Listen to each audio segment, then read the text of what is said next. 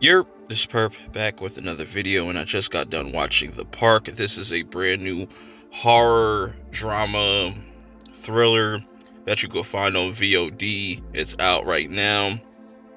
I'm just gonna kind of give you my just first impressions on this movie. Is it worth checking out on VOD? Is it worth renting? So, with all that being said, let's hop right into this. I like this movie and how it starts off similar to like Trick or Treat, because you remember in Trick or Treat, if anybody has seen that movie, you had like this PSA of them trying to talk about, yo, you gotta check your candy. But it's different in this, where they talk about this PSA is like, it starts off with kind of giving you this information about puberty and stuff, and that's a huge theme, because in this world, or how they set up this story, is all the parents or all the adults are dying off. They're all dead at this point. For some odd reason, there's like this weird disease that's going around, and there's just only kids, and now kids are out here on some Lord of the Flies shit, which when I heard that, like, it's Lord of the Flies, but in a theme park kind of setting, I was sold. And you definitely kind of get that vibe from this, because you come across different characters that, this world has made them jaded. You know what I'm saying? They're no longer just children. They have to survive. You know what I'm saying? They have to grow up real fast. And pretty much like if you hit puberty, that's what's going to kill you off. Like, kids also have expiration dates and stuff, whatnot. They say that in the movie. But this follows three individuals in this movie: Enos, Bowie, and Quan. Now, Bowie and Enos are our main characters that we get introduced to in this movie. They come across a kid and pretty much tell him, like, yo, give up your stuff or we're going to have to hurt you. Obviously, they murk the kid. Kids do get murked in this, or get hurt, very much so. They don't show it, obviously, because it's kids. They don't want to show violence towards kids like that. The most you're going to get out of this is just a lot of vulgar language, like a lot of F-bombs, a lot of just foul-mouthed kids. That aside, I really like this because Enos is on is on this kind of quest, or this mission, to pretty much get to a location where they could possibly find a cure, or at least a genius or a person that knows exactly how to fix everything.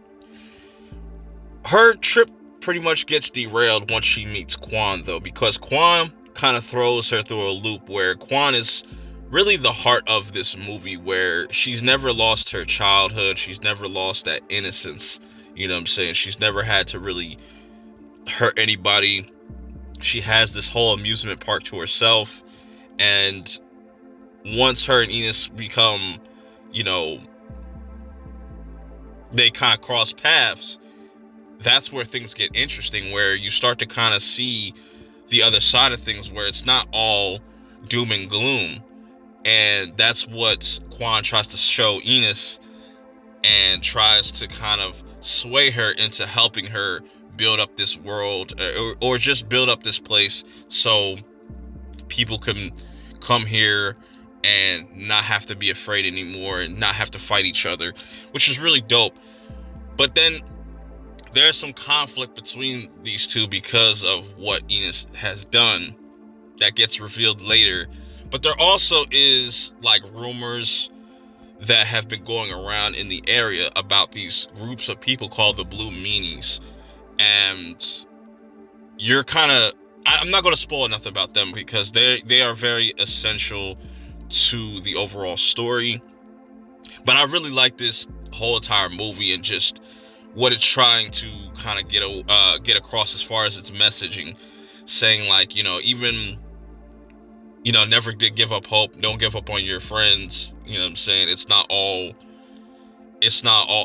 end of the world, pretty much. It is, but it's not at the same time, where y'all are still kids. Y'all just stupid kids. Gotta figure this out. I love the way this movie was shot.